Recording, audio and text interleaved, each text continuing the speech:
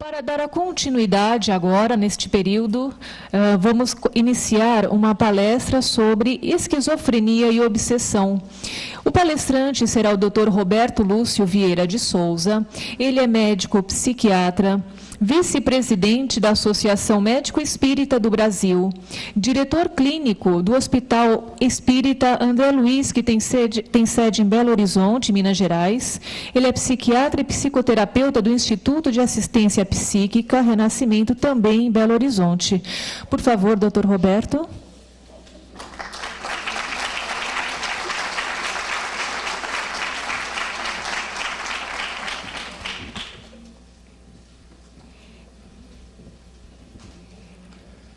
Boa tarde a todos. O cafezinho fez bem, acordou todo mundo aí. É com imensa alegria que nós estamos aqui. Trazemos o abraço do nosso pessoal da AME Minas Gerais, a todos vocês. O abraço da doutora Marlene, com quem nós compartilhamos no último final de semana o trabalho na jornada da Associação Médico Espírita de Campina Grande, na Paraíba. E nós vamos falar do tema esquizofrenia. Pode abrir para a gente, Wilson? Vamos falar sobre o tema esquizofrenia e nós vamos dividir a nossa fala em dois momentos. No primeiro momento, nós vamos trazer algumas ideias especificamente sobre o tema e depois nós vamos trazer um trabalho que nós organizamos, mas que foi realizado por essas companheiras, Ana Lídia Mafra, Danúbia Drummond, Janaína Ávila, Lívia Helbut e Lucrécia Vale. As 4 primeiras são psicólogas.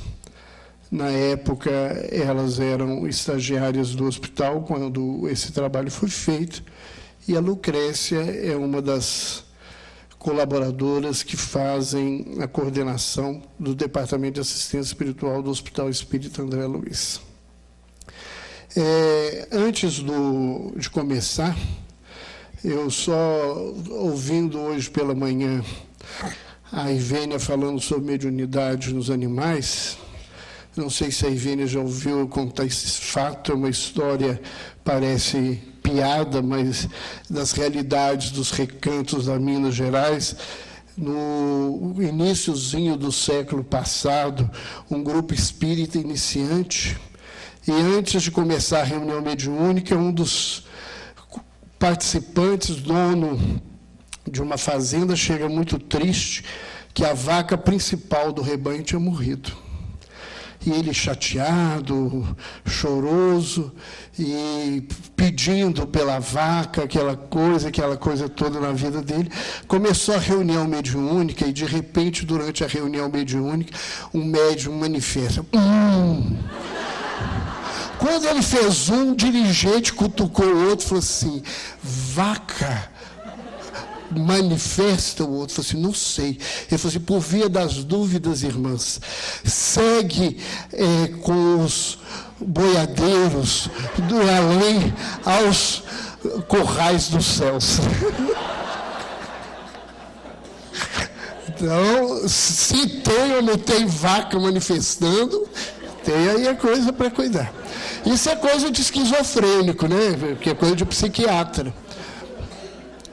Até porque, na realidade, a única diferença que eu tenho dos meus pacientes é que eu tenho a chave. Aonde eu vou, carrego ela. Vocês podem achar que é mentira, para entrar no hospital, porque eu tenho medo de entrar um dia sem ela, vão deixar eu sair, não. Nós vamos, então, pode passar, Giovana. Pode abrir. Começar com isso aqui, para se pensar, obsessão, doença mental. Nós, infelizmente, encontramos ainda no movimento espírita muita gente que teima em dizer que tudo que é presença na doença mental, que é uma questão espiritual. E isto, né, não é uma verdade, e o próprio Kardec não via dessa forma, né? A pergunta 474, quando se fala sobre epilepsia, os espíritos dizem a ele, muitos epiléticos ou loucos que mais necessitavam de médico que de exorcismo têm sido tomados por possessos. E na revista Espírita, de junho de 1861, numa página, um estudo maravilhoso de Kardec sobre a alucinação, a gente vai ver que Kardec apresenta todas as hipóteses da possibilidade, mas ele mostra que a grande maioria das coisas que a gente acha que são vidências ou que são questões de mediunidade são ou ilusões de ótica ou alucinação. E a gente precisa repensar essa postura meio fanática que a gente vê em algumas pessoas. E nós vamos tentar ver aqui, juntando todos esses fatores, mas de uma maneira a produzir uma ideia mais clara do que é a prática no dia a dia. Pode passar? Então, falar sobre saúde e doença mental é uma questão bastante complicada, porque a linha que separa a doença da saúde mental, ela é muito pequena. Muitas vezes nós convivemos com pessoas portadoras de doença mental e o leigo não consegue perceber, porque são manifestações tão sutis que precisa de um profissional para avaliar isso. E grande parte dos doentes, às vezes, até não admitem essa situação por não perceber essa clareza desse fator. E a gente convive com um pensamento reducionista das duas partes. Profissionais da área de saúde que acham que tudo é loucura, que tudo é uma questão da cabeça da criatura, e dentro do campo religioso, as pessoas que acham que tudo é espírito, tudo que é uma manifestação espiritual, né? Eu costumo lembrar que todas as doenças são doenças espirituais. Só que isso é diferente de dizer que todas as doenças são provocadas pela ação dos espíritos. Todo o nosso adoecer, a partir do que a gente ouve, né? Emmanuel nos diz que o adoecer, que a saúde é a perfeita harmonia da alma, e o espírito Joseph Gleber fala no livro O Homem Sadio, que é um dos livros da associação que, inclusive, a gente trouxe, ele diz que saúde é a real conexão da criatura com o Criador. Então, todas as vezes que nós saímos dessa conexão, a gente adoece.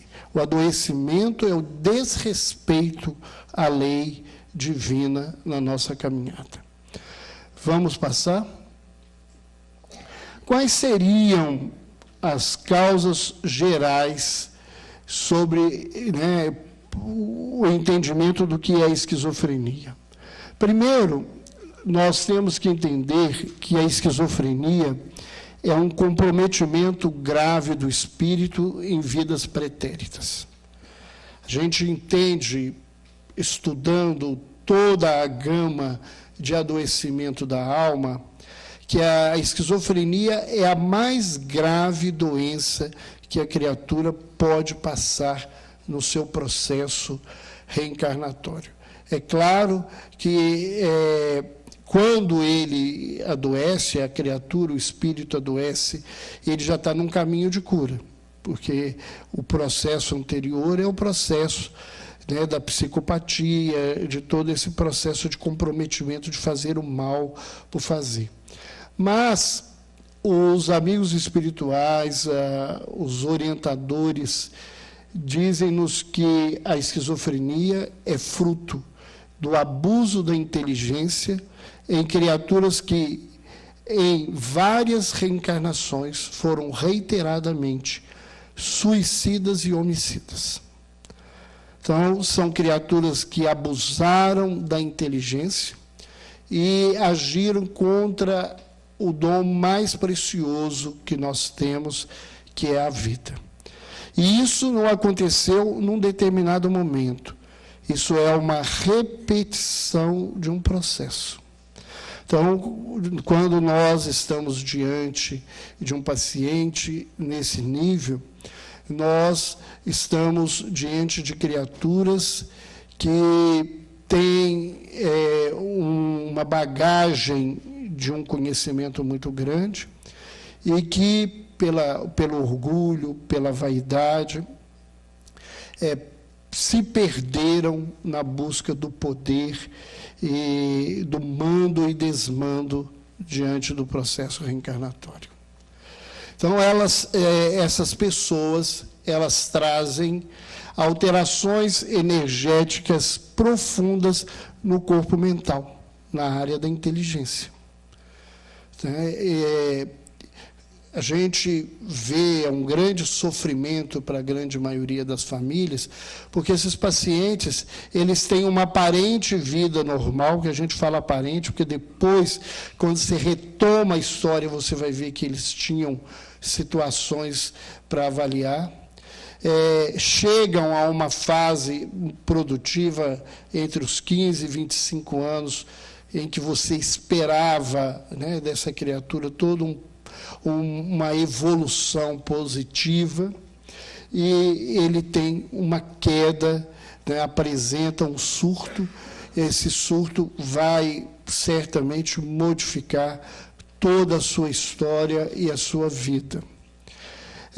Se fala, né, na herança genética, a medicina apresenta essa busca de entendimento do que seja a esquizofrenia, né? Ela tem uma herança poligênica, e todas as vezes que a gente fala que uma doença é genética, nós que temos o conhecimento da reencarnação, podemos dizer: estamos diante de uma doença kármica, ou seja, a genética é a manifestação, né, palpável e que pode ser hoje pesquisada, de um histórico que o espírito carrega e com o qual ele demarca o seu perispírito, e demarcando o seu perispírito, ele busca para si essa carga genética que lhe dá uma predisposição à doença, não necessariamente a doença. E nós vamos ver que quanto mais cedo a doença aparece, mais grave é o quadro, pior é o prognóstico. Por quê? Porque essas manifestações acontecem muito mais cedo, pelo grave comprometimento que essas criaturas trazem de outras encarnações. Nós temos fatores exógenos que podem desencadear o processo da esquizofrenia, né, alteração, traumas que a criatura viva, as substâncias químicas, né, as drogas. Nós estamos convivendo aí hoje com a questão da briga se vai descriminalizar ou não a maconha, e a turma que diz que maconha não faz tão mal. A minha experiência dos meus poucos anos em psiquiatria é exatamente oposta. Eu tenho vários pacientes psicóticos que ficaram e surgiram os quadros a partir do uso exclusivo da maconha, né, sem dizer das outras drogas que podem levar a essa situação. E tem as questões sociofamiliares, os relacionamentos, as estruturas que a pessoa convive e que fazem com que essa doença se manifeste. Pode passar? Lembrando a todos nós que a obsessão, né, ela está vinculada à compreensão do que seja o pensamento. A obsessão, ela é uma sintonia negativa. E ela é uma via de mão dupla. Ninguém, num processo de obsessão, é só vítima ou só algoz. As pessoas que estão ali, né, eu falo que eu não gosto e eu também, do lado do outro. Não tem uma questão que ninguém é subjugado contra a sua vontade. Porque se isso acontecesse, a justiça divina tinha falhado. Todas as pessoas que vivem um processo obsessivo, elas assim convivem porque elas carregam consigo uma sintonia de pensamento semelhante a que elas se vinculam dentro do processo obsessivo. É por isso que a gente diz que nem todo doente mental ficou doente por uma ação espiritual. Mas todo doente mental, estando em crise, em desequilíbrio, ele está obsediado, porque ele é uma sintonia, uma antena estragada, aberta para a presença de outras entidades. Pode passar. E aí nós vamos ver que nós temos, como causas gerais da obsessão, duas situações básicas. Uma é a intencionalidade para o mal. Espíritos que se aproximam da criatura por vingança. Ou por vingarem-se dela só, ou por vingar-se da família, daqueles que estão vinculados. Então, há uma história pretérita, há um contexto de relacionamento que faz com que essas criaturas se reúnam. Ou por afinidade mental, ou por parceria. As pessoas, né, o indivíduo, ele está, por exemplo, deprimido e se associa a espíritos deprimidos, que um agrava a situação do outro, ou em situações em que o espírito, vendo o desequilíbrio do outro, atua como zombeteiro. Às vezes, no quadro de esquizofrenia, a gente vai ver isso muito piorando, os delírios, as alucinações, mas no transtorno obsessivo-compulsivo a gente vê muito isso, porque o quadro é um quadro de atitudes ridículas, e os espíritos zombeteiros ficam ali, né? O indivíduo tem que bater 3 vezes na testa, fazer isso, aquilo, aí o outro fala assim, você não fez direito, ele repete, fez, olha aí, está aqui, e vai fazendo o espírito repetir aquilo no sofrimento que a criatura vive no toque. Mas a gente encontra, e a gente poderia resumir que, basicamente, as causas de obsessão são essas duas. Ou pela vingança, ou num processo de afinidade mental. Vamos lá? Então, o portador de transtorno mental, ele vai viver a ação de uma mente intrusa, de uma entidade espiritual que vai desencadear o processo, né, ou que vem atraído pelo desequilíbrio dessa criatura, porque ele tem um interesse naquela situação, ou pela afinidade do contexto emocional que os dois vivem. Então, nós podemos dizer que todo transtorno psíquico tem como comorbidade a obsessão. Todas as pessoas que estão em algum tipo de crise no campo da psiquiatria e da psicologia, eles estão também à mercê de alguma ação espiritual, que não precisa ser um espírito só. Às vezes, é um tipo de pensamento que se volta a provocar todo esse processo. Pode passar. Então, nós temos aí isso, a importância de se fazer esse diagnóstico diferencial. Por quê?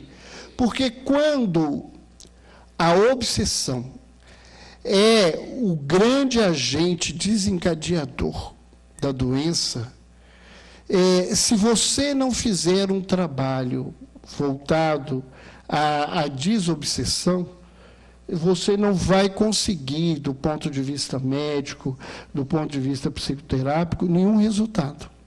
Então, são aquelas criaturas que vão em médicos e trocam de médicos, tomam remédios, não melhoram de maneira nenhuma, porque o grande agente desencadeador é o processo obsessivo. E, às vezes, você não vai conseguir, e são muitos desses obsessores extremamente inteligentes.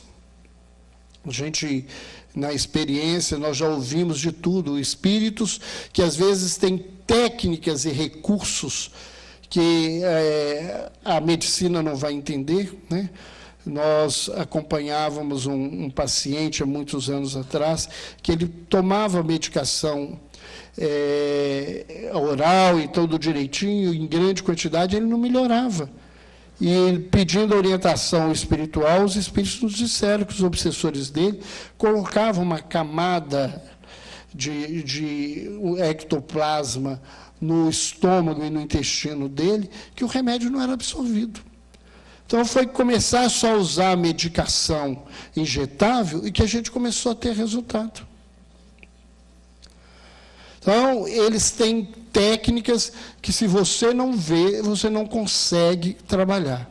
E, na nossa experiência, é imprescindível que essa abordagem seja uma abordagem integral, que envolva o indivíduo, tanto do ponto de vista do tratamento medicamentoso, quanto da psicoterapia, quanto do tratamento familiar e do tratamento espiritual. É claro que, muitas vezes, o profissional, aonde que ele esteja trabalhando, ou a situação com que ele está envolvendo, ele enfrenta muitas dificuldades, às vezes, de abordar a questão espiritual dentro do seu trabalho, né? É uma experiência que eu sei que é realidade. Eu costumo comentar que eu sou um médico privilegiado, né? Quando me formei, eu já trabalhava como voluntário e médium no Hospital Espírita André Luiz, e a clínica que eu trabalho, o Instituto Renascimento, nós todos que trabalhamos lá somos espíritas. A Associação Médico Espírita de Minas Gerais funciona dentro do Instituto Renascimento. Então, todos os pacientes que me procuram, mesmo que eles tenham qualquer outra religião, eles sabem que eu sou espírita e me procuram por causa disso. Então, eu falo sobre espiritismo, respeitando a crença das pessoas, auxiliando-as dentro do ponto de vista espiritual com tranquilidade. Mas sei que, às vezes, o profissional tem essa dificuldade. Mas nada disso funciona se não tiver um processo de reforma íntima. E o tratamento, do ponto de vista psiquiátrico, psicológico, muitas vezes é ineficaz, porque a criatura não se dispõe a essa mudança, né?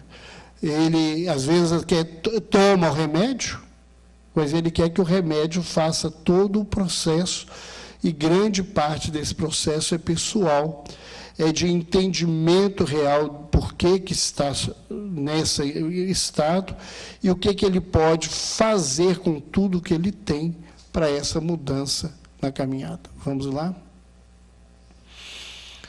E nós vamos, então, pode abrir isso. Nós vamos trazer um caso que é muito interessante para compartilhar com vocês e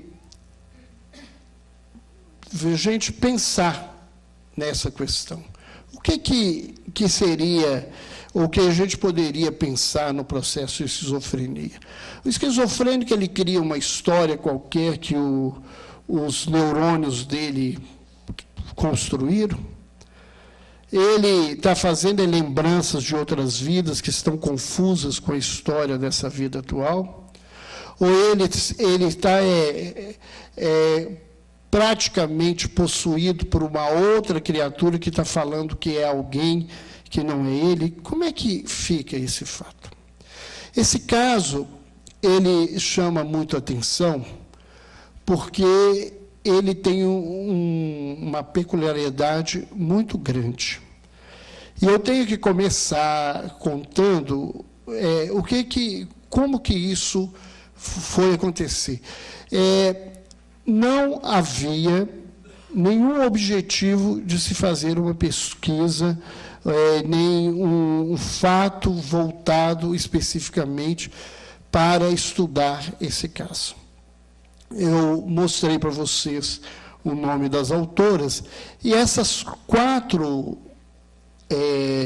estagiárias, elas entraram praticamente juntas para fazer o estágio no setor de psicologia do Hospital Espírita André Luiz.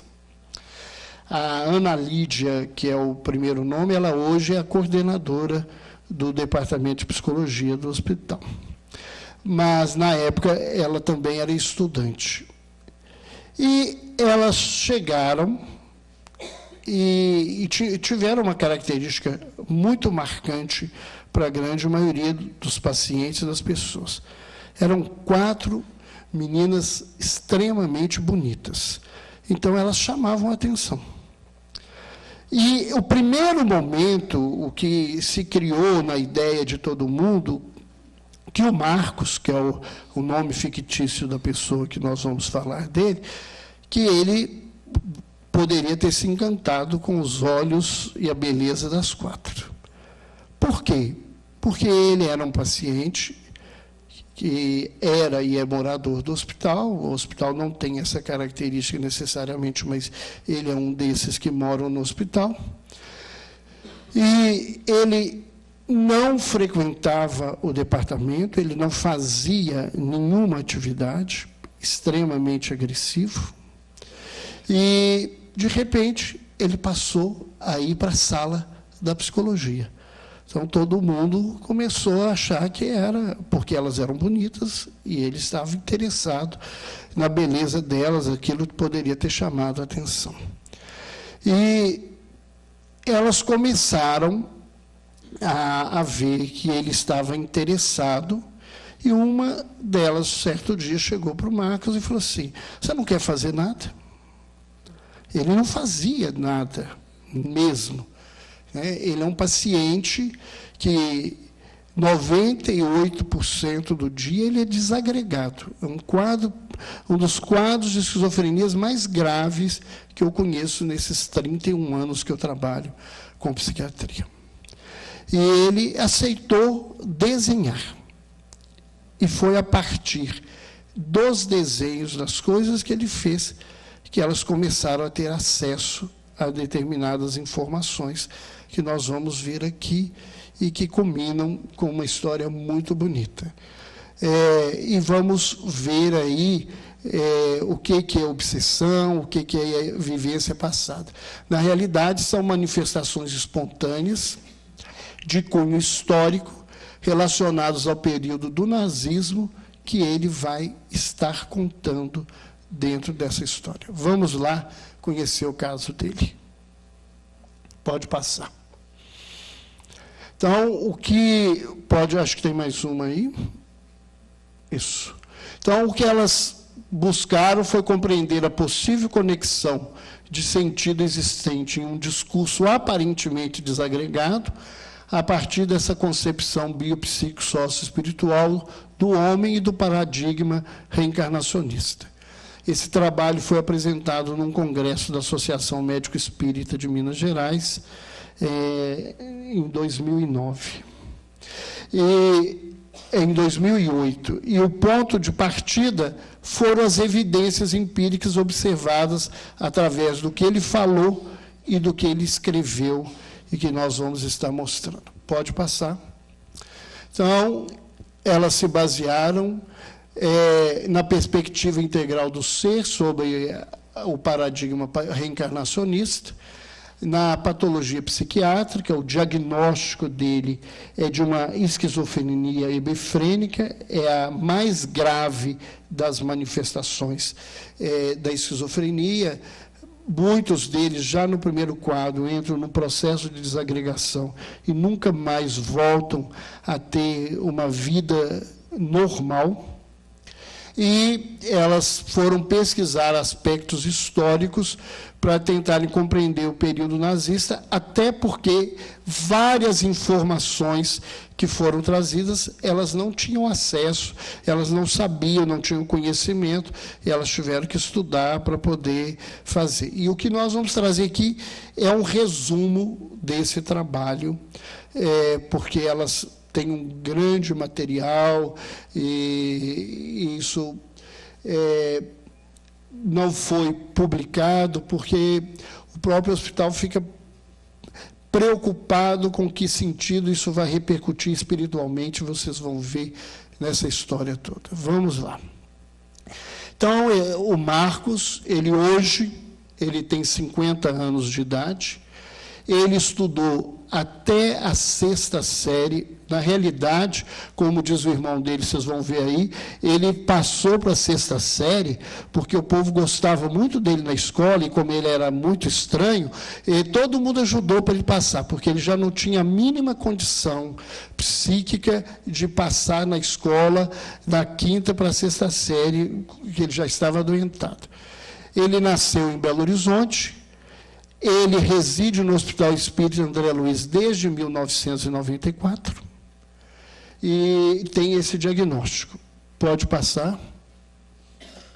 O pai dele tinha uma formação em Direito e Administração, trabalhava como analista de sistema e faleceu aos 73 anos. A mãe, professora, 2º grau completo.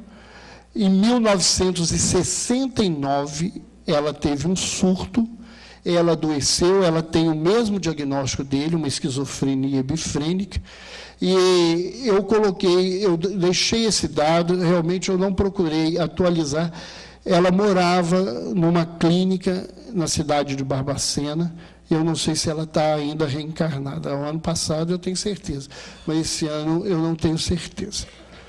Mas ela também entrou num quadro de completa desagregação, e eles não foram, a partir de uma idade na infância, eles foram cuidados pelo pai, porque a mãe não teve a mínima condição de cuidar dele. Ele tem um único irmão, que é técnico em contabilidade, é comerciante, e tem o 2º grau completo, e é esse irmão que é o responsável por ele. Pode passar. Ele vem de uma gravidez normal. Até os 7 anos, ele não tinha apresentado nenhuma normalidade. Após a internação da mãe, eles foram avaliados, os filhos, o pai achou que era um perigo, foram avaliá-los, e ele começou a ter problemas de comportamento na escola, e ele foi transferido para uma escola especial aos 9 anos, entre o 3º e o 4º ano, ainda era primário nessa época, né? 3º e 4º ano primário. As brincadeiras preferidas do Marcos era fazer experiências com pólvora, álcool, gasolina. Ele ficava nomeando isso e falava. Isso é uma expressão que está no prontuário dele, que o pai dizia. Falava o nome lá e falava como é que era aquilo. Vamos supor, isso aqui é uma célula de não sei o quê, isso aqui é um composto disso. E ficava todo mundo olhando. Brincar dele era falar de coisa de ciência, era falar de explosão, de fazer coisas para explodir. Todo o tempo era nessa situação. Pode passar. Aí, na 5ª série, eles voltaram com ele para a escola normal, mas o comportamento dele já estava muito diferente. E ele falava algumas coisas além do que ele já tinha estudado, que não, ele falava de muita informação de química que ele não conhecia, ele dizia das coisas que não tinha a ver, e em casa ele continuava fazendo essas experiências, e ele sempre dizia que ia misturar essas coisas todas para explodir a situação dele, sempre voltada nesse fato. Pode continuar. Então, ele passa a ser chamado Marco Cientista na escola, ele tem uma queda no rendimento escolar, da 5ª para a 6ª série, os professores o passaram por simpatia, porque ele ficou muito conhecido no colégio com essa experiência. Então, o pessoal começou a gostar dele, mesmo que ele não fosse bem, mas o professor dava o ponto. Isso é informação do pai, porque que ele estudou. E ele já dizia disso da guerra. Eu não sei realmente de onde ele pegou essas fórmulas, o pai falava disso. Depois veio uma época que ele estava falando muito de guerra, até hoje ele fala isso. General não sei o quê, coronel não sei o quê, eu não sei também de onde ele tirou isso, porque ele não estudou a ponto de poder aprender as coisas que nós vamos ouvir. Pode passar. Então, na 6ª série, a doença dele se agrava, ele passou a ser internado em diversos hospitais psiquiátricos, porque ele era de uma agressividade imensa. Ainda hoje, ele tem alguns momentos que ele fica agressivo, mas a agressividade dele hoje até é fácil de lidar. Mas ele era muito agressivo, e com risco para a família, com risco para terceiros, pelo comportamento dele. Então, ele foi internado. Ficou internado diversas vezes no Hospital Raul Soares, que é um hospital público, na Clínica Pinel, numa outra clínica particular. Ele ficou 8 anos de internação, ele está há 18 anos no Hospital André Luiz, então, vocês imaginam que só de morador ele tem hoje 26 anos, ele tem 50 anos, desde os 24 anos de idade, que ele não tem uma vida fora do hospital. E quando ele chegou no Hospital André Luiz há 18 anos atrás, vocês imaginarem assim, não era só agressividade, o comportamento dele era totalmente anormal. Ele se masturbava no corredor, na frente de qualquer um, urinava e evacuava em qualquer lugar. Ele tinha um comportamento muito, muito ruim em termos de sociabilidade. Hoje não existe esse tipo de comportamento dele dentro do trabalho do hospital, e as pessoas tinham muito medo, porque se ele tivesse agressivo, a hora que você via, ele estava machucando alguém, tirando sangue, tinha que chamar, correndo a equipe, pela gravidade do comportamento dele.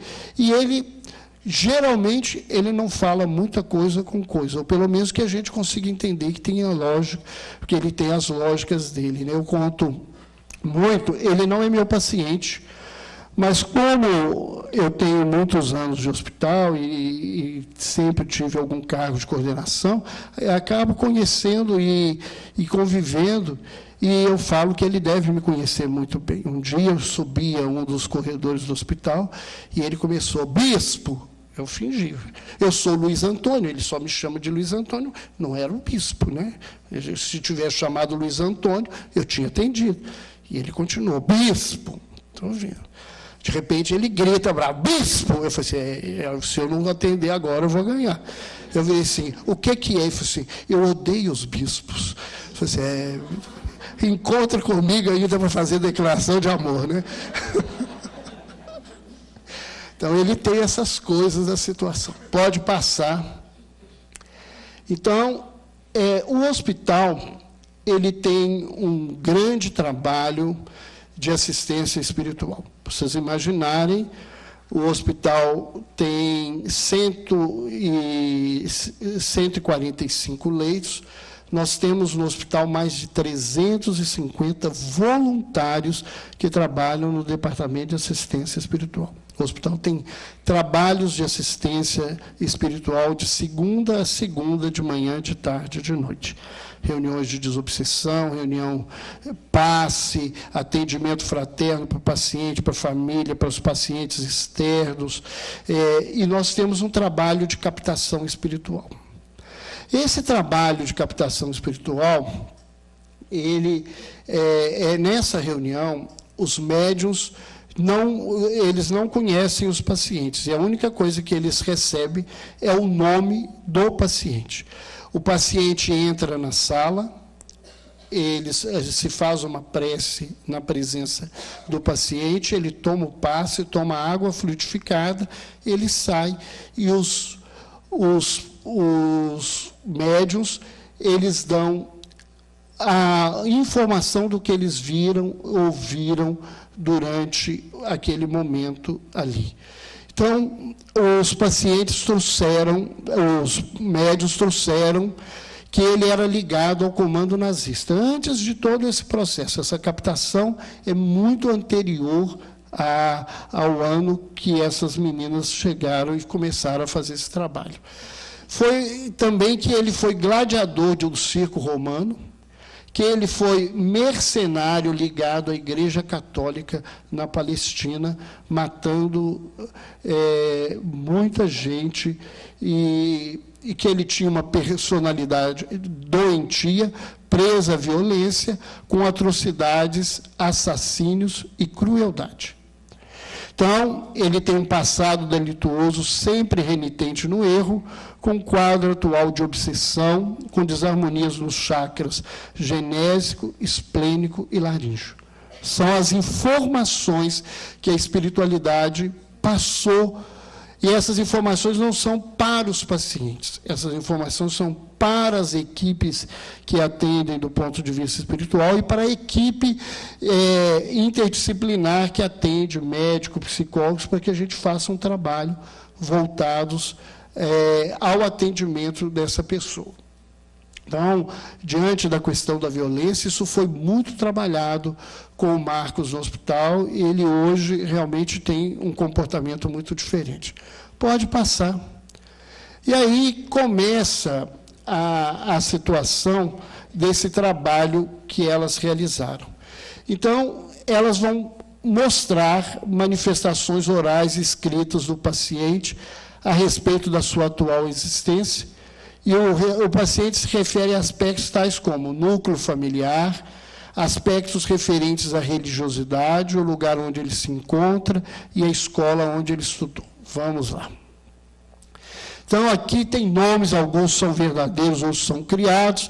Então, ele coloca lá assim, 40 anos que ela está lá em Barbacena. Minha mãe é hospedeira com ajuda. Nós, os hóspedes, nós assim somos. Ele escreve e conta isso.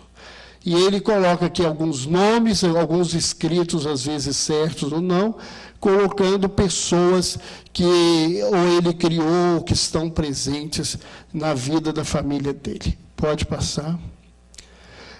Passa o próximo. Aqui ele fala sobre o interesse dele por Deus e Nossa Senhora.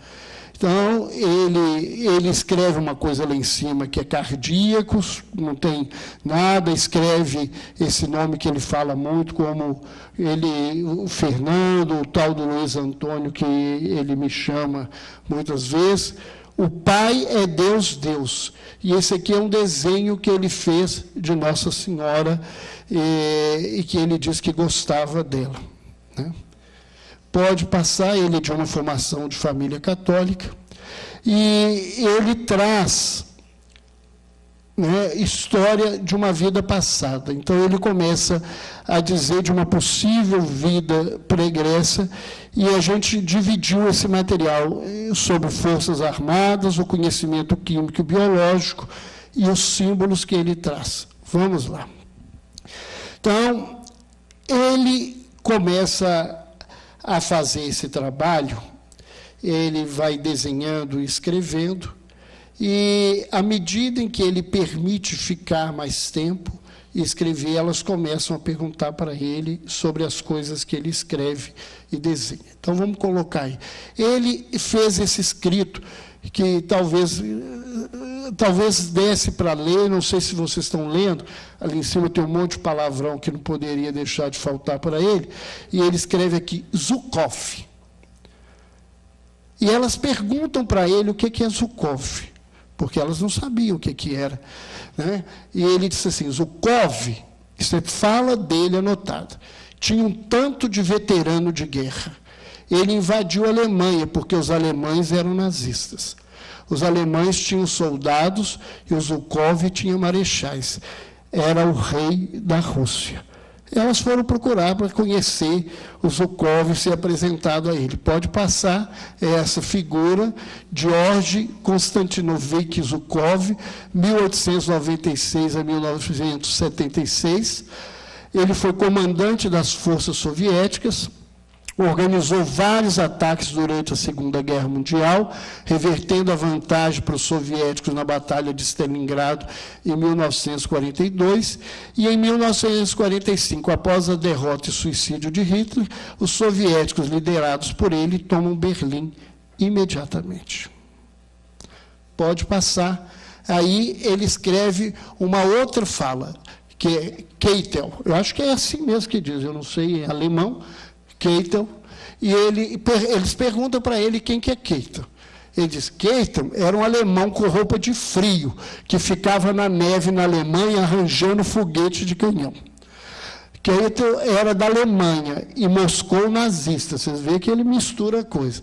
Era o terceiro na Alemanha no poder. O Zhukov fragou ele. A gente vê que ele vai contar a história, né? Embora ele é do outro time que perdeu, ele ainda debocha da turma, viu? Aí ele diz assim, os dados do Hilman Keitel, era general e marechal de campo alemão, foi julgado e condenado e enforcado pelos norte-americanos, sendo acusado de ter cometido atrocidades na Rússia. O general alemão Keitel rende-se ao marechal soviético Zhukov, pondo fim à guerra na Europa em 8 de maio de 1945. Aí ele ainda apresenta um outro nome, que ele coloca lá. General, ele colocou essa foto, ele colou isso e colocou General Jorge Panto. Ele é lá dos Estados Unidos. Então, elas perguntaram para ele o que era, ele falou assim, foi um general norte-americano. A informação é correta, pode passar. Ele foi general do Terceiro Exército dos Estados Unidos durante a Segunda Guerra Mundial, também era poeta e acreditava ter sido guerreiro em vidas passadas. Ele era um reencarnacionista. Pode passar. Aí ele escreve lá, símbolo do Ernest Röhm, o líder das SAs, sócias, Savizovs, aí ele vai escrevendo muita coisa que não tem sentido. Perguntado quem que era esse Ernest, e que ele escreveu aqui até errado, ele diz, era o líder das SAs. Então, pode passar. Ernest Röhm, ele aderiu ao Partido Nazista em 1918.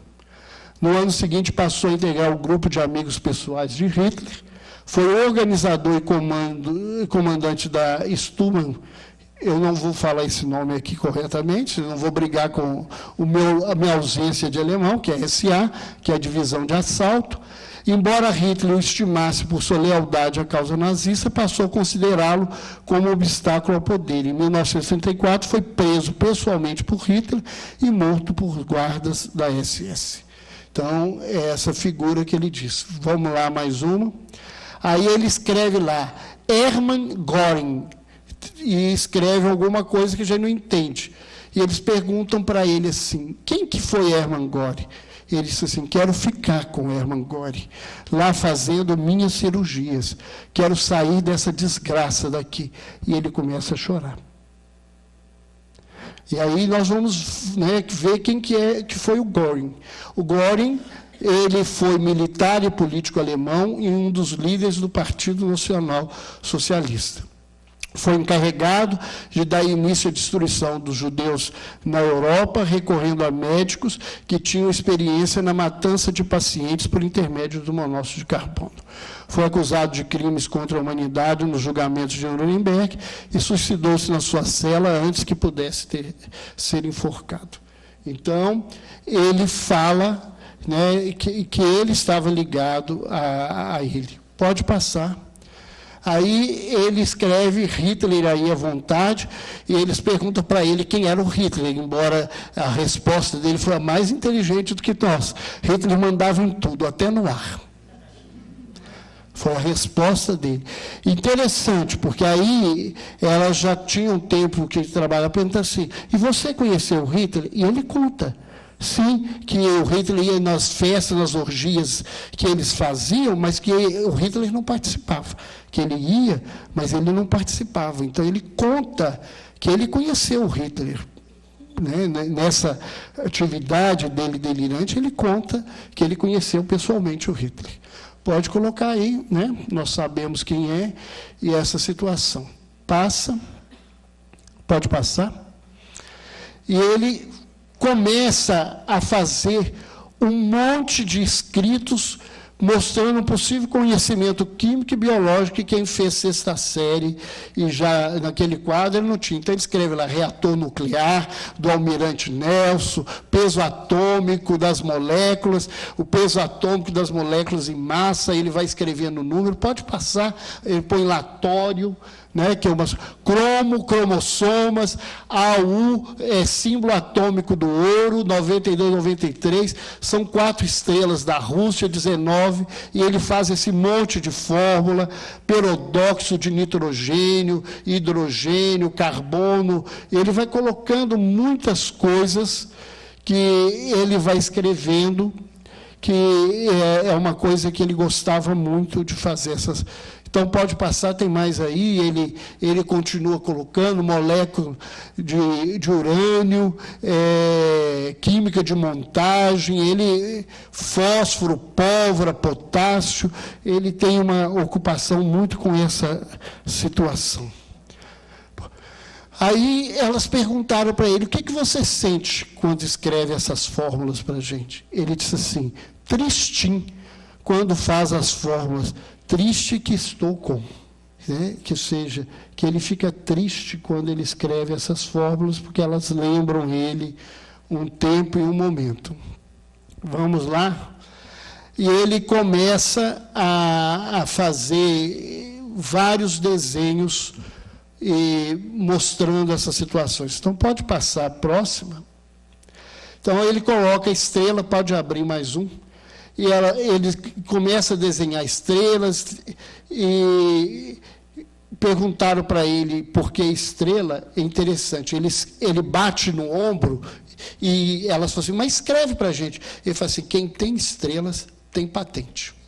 Né? E a marca dos oficiais alemães era uma estrela realmente na situação, ou seja, ele lembra-se dessa situação marcante. Ele passa, e aí ele escreve o SS, né, que os guardas nacionais especiais responsáveis pela política da Alemanha, pode passar, e ele vai desenhando a suástica.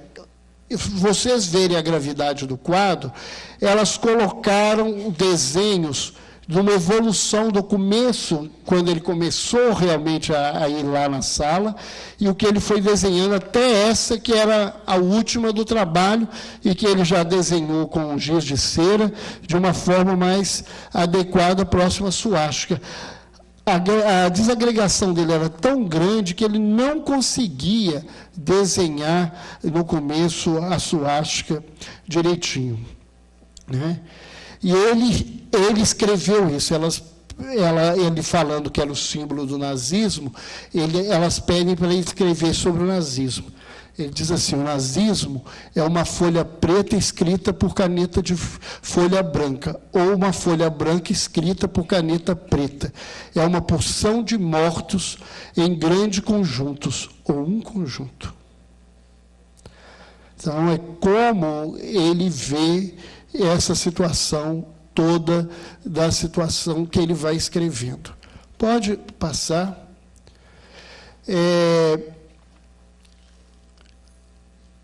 Antes de comentar sobre isso, chegou um determinado momento, o pessoal do departamento espiritual, a grande maioria das pessoas no hospital não sabiam o que estava acontecendo no departamento de psicologia com essas meninas e ele. E a espiritualidade manda um recado, dizendo que elas parassem a partir dali, porque ele já tinha chegado num determinado momento que buscar, a partir daquele momento, atender a curiosidade do profissional, era comprometer o estado dele. Então, muito da pesquisa se parou por uma orientação espiritual de um médium que não sabia que esse processo estava acontecendo. E isso, quando veio esse recado, foi no início de dezembro. Eles, um dia, elas estavam, aquelas coincidências que não são coincidências, as 4 estavam na sala de psicologia. Ele vem, entra, e quando vê as 4, ele começa a chorar de uma maneira totalmente desequilibrada e pedir perdão para elas. E dentro desse processo, elas falavam assim: por que, Marcos? Não tem motivo. Se nós estamos aqui, é porque nós estamos para ajudar uns aos outros. Nós não temos que te perdoar. E apesar de todo o desequilíbrio, ele continua: vocês precisam me perdoar. E elas então perguntam: perdoar você de quem? Então ele conta. Ele aponta para 3 delas e diz que elas 3 foram entregues a ele, num campo de concentração que ele coordenava. E que ele escolheu uma delas, que ele achou mais bonita, para tentar protegê-la e não deixar morrer. Mas que mandou as outras 2 diretamente para as câmaras de gás, para morrerem. E chegou um momento que não foi mais possível ele proteger a sua protegida, e ele teve que permitir que se matassem ela. E ele fala isso tudo chorando, em profundo desequilíbrio diante daquela coisa. E as meninas, com uma sensibilidade muito grande, uma delas, que é a Ana Lídia, vira assim: se nós estamos aqui de novo, é porque nós já aprendemos a perdoar.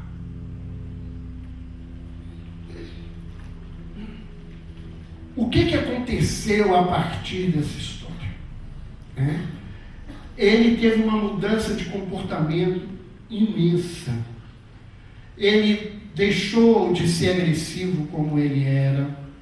A sexualidade dele mudou muito o comportamento. Ele é homossexual, embora ele não tenha nenhuma conduta afeminada, mas a postura dele, talvez até porque morou no hospital a vida inteira, conviveu mais com homens, mas a fala e a história dele faz pensar que ele tem esse comportamento já de outra vida. Ele passou a ter noção de limites, a se cuidar melhor. Ele deixou de evacuar e urinar no corredor, de fazer as coisas que ele fazia. Ele passou a ter um referencial maior da situação. Todas as semanas, com raras exceções, quando ele está mais falante e o povo fica com medo, ele tem uma cuidadora que busca ele, sai com ele, tem um táxi que vai buscá-lo, ele sai para passear, para andar, e passar um dia fora e voltar para o hospital. Isso era impossível de se pensar antes, tanto a violência e o descuidado dele. Ele passou a ser afetivamente e emocionalmente diferente. Ele tem pessoas com quem ele convive melhor, embora ele não é uma pessoa normal. Então tem dia que é o dia que ele está agressivo, especialmente a gente passa ele junto cotovelo e cutuca e olha assim: o que é que você vai fazer comigo, né? Eu te bati, eu estou aqui, quem é que vai... Você pode fazer alguma coisa, né? O que é que você vai responder desse lugar? Mas o contato interpessoal dele melhorou muito com todo mundo, e ele passou a aceitar o tratamento espiritual do hospital, que até então ele não aceitava. Então, ele tem passes todos os dias, que antigamente ele não tomava, e ele sobe sozinho na hora do passe, senta, espera para tomar passe, ele toma o passe e tem um trabalho no hospital que eles chamam de passe específico, que são feitos para muitos dos moradores por causa de se conhecer o caso e fazer um trabalho. Pois ele vai, senta, toma o passe dele, ele toma água fluidificada, se precisa fazer algum atendimento para ele, ele sobe. Anteriormente, ele não admitia nem entrar no departamento de assistência espiritual do hospital. Então, houve uma mudança muito grande a partir de todo esse construto histórico e de ele ter conseguido pedir perdão e buscar esse retorno tão importante para a vida dele. Então, vamos lá, pode passar. Então, ficam aí, né, essas questões. A esquizofrenia seria uma lembrança doentia do passado, o que o Marcos vive, que ele fala de tanta coisa, essas coisas que ele diz que parecem às vezes tão desconexas, elas são coisas só da loucura, ou são lembranças do passado que, filtrados nesse cérebro, nessa encarnação doente, vêm pedaços tão complicados, né? Seria uma paralisação que ele viveu num determinado momento, associado realmente a um processo obsessivo. Ele tem, o que não falta para ele é inimigo, né? Pelo histórico que às vezes estão vendo, né? A gente ficou com essa pergunta: como é que desenvolver recursos de pesquisa e diagnóstico para essa diferenciação, né? Quanto que a gente precisa trabalhar com isso? Pode. E a importância do tratamento integral, né? Ele, durante anos, ele foi tratado tomando remédio, e o quanto que, a partir do momento que ele aceitou um trabalho psicológico, ele se abriu para o tratamento espiritual, o quanto que isso mudou a situação, apesar de toda a gravidade do quadro. E eu gostaria de encerrar trazendo uma fala do Marcos. Pode abrir. Pode colocar, acho que tem mais uma aí. Isso ele falou em 16 de março de 2006. Deus abençoa nós. Ele não deixa os demônios vir para cá. Deus fica lá em cima no altão. Deus não deixa o botijão explodir. Não deixa os gatos comerem os ratos. Deus me protege. Deus mora no meu coração. Muito obrigado.